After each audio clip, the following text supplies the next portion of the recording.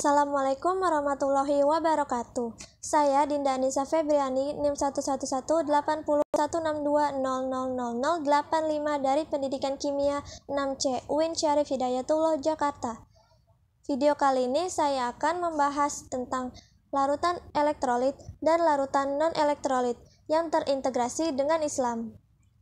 Sebelum kita masuk ke materi, mari kita simak video animasi berikut ini. Di musim hujan, terjadi hujan secara terus-menerus yang dapat menyebabkan banjir. Nah, saat banjir, PLN harus memutuskan aliran listrik agar warga tetap aman dan terhindar dari sengatan listrik. Nah, kenapa sih banjir tersebut dapat mengalirkan arus listrik? Nah, jawaban dari pertanyaan kenapa banjir dapat mengalirkan arus listrik yaitu karena banjir berasal dari air hujan yang merupakan larutan elektrolit. Sebelum kita bahas larutan elektrolit itu apa, mari kita lihat proses terjadinya hujan. Proses terjadinya hujan, yaitu air hujan berasal dari air laut, air sungai, air danau, dan lain-lain. Air tersebut mengalami evaporasi atau penguapan akibat bantuan sinar matahari, dan air yang menguap akan melayang ke udara dan berkumpul dengan uap-uap air lainnya di langit. Di langit, uap tersebut mengalami kondensasi atau pemadatan dan membentuk awan karena adanya partikel zat terlarut seperti garam laut NaCl dan zat pelarut dari air atau uap air. Dengan bantuan angin, awan-awan tersebut dapat bergerak ke tempat lain. Lalu awan-awan berkumpul menjadi awan yang besar dan membentuk butiran air. Karena beban semakin berat, maka awan tidak mampu lagi ditopang oleh angin. Akhirnya butiran-butiran air hujan tersebut turun ke bumi yang disebut presipitasi. Proses terjadinya hujan tersebut telah dijelaskan oleh Allah pada surat An-Nur ayat 43 yang berbunyi, ألم تر أن الله يزجي سحابا ثم يؤلف بينه ثم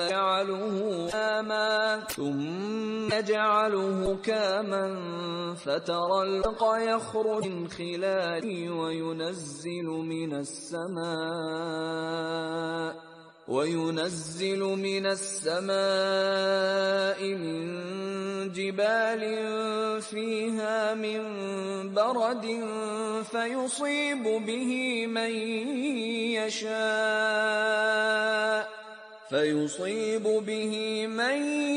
يشاء ويصرفه عن من يشاء يكاد سنا برقه يذهب بالأبصار. Sebelum kita membahas tentang larutan elektrolit dan non-elektrolit, kita harus tahu dulu nih, apa itu larutan? Pengertian larutan. Larutan adalah campuran dua atau lebih zat yang membentuk satu macam fase homogen, di mana setiap zat yang bercampur menyebar secara merata di seluruh campuran. Contoh dari larutan yaitu ada air plus gula, air plus garam, dan air plus sirup. Komponen larutan dibagi menjadi dua, yaitu ada zat pelarut dan zat terlarut. Zat pelarut adalah zat yang digunakan sebagai media untuk melarutkan zat lain, umumnya lebih banyak. Struktur zat pelarut tidak berubah, sedangkan zat terlarut adalah komponen dari larutan yang jumlahnya sedikit. Struktur zat terlarut dapat berubah. Nah, setelah tahu pengertian dari larutan, selanjutnya kita akan membahas tentang larutan elektrolit dan larutan non-elektrolit.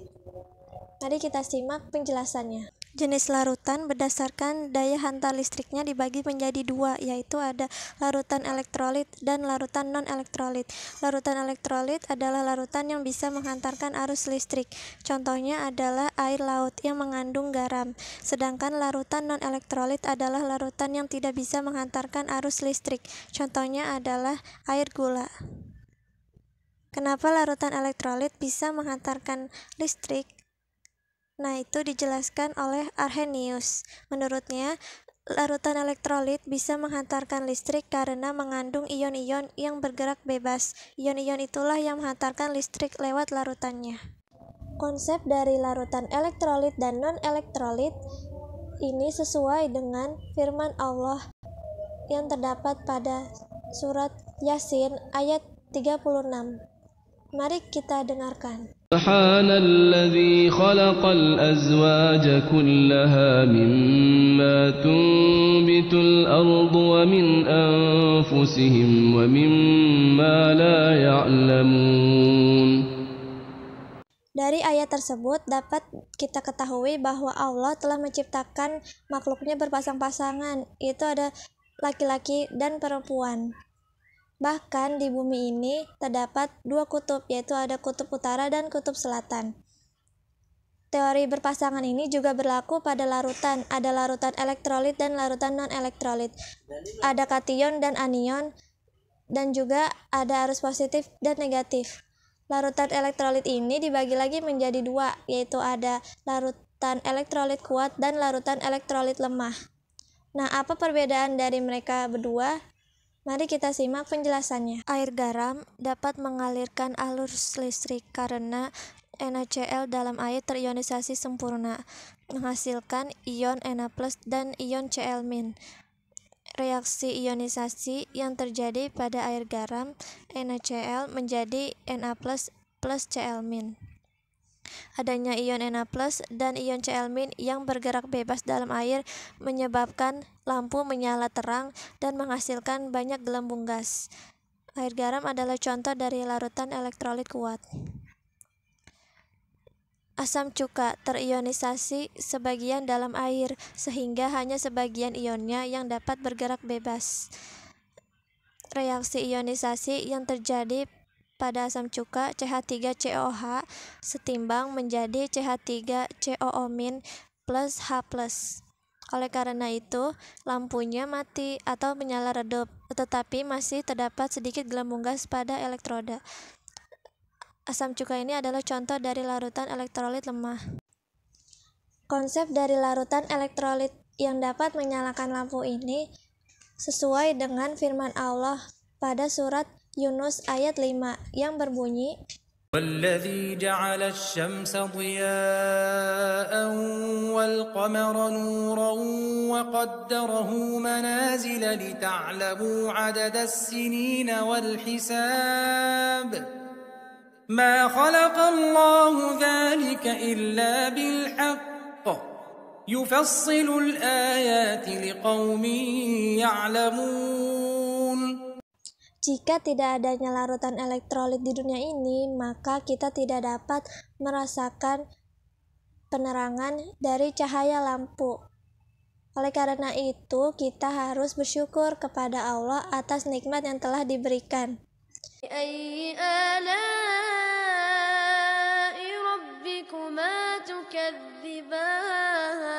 Terima kasih telah menonton video ini. Wassalamualaikum warahmatullahi wabarakatuh.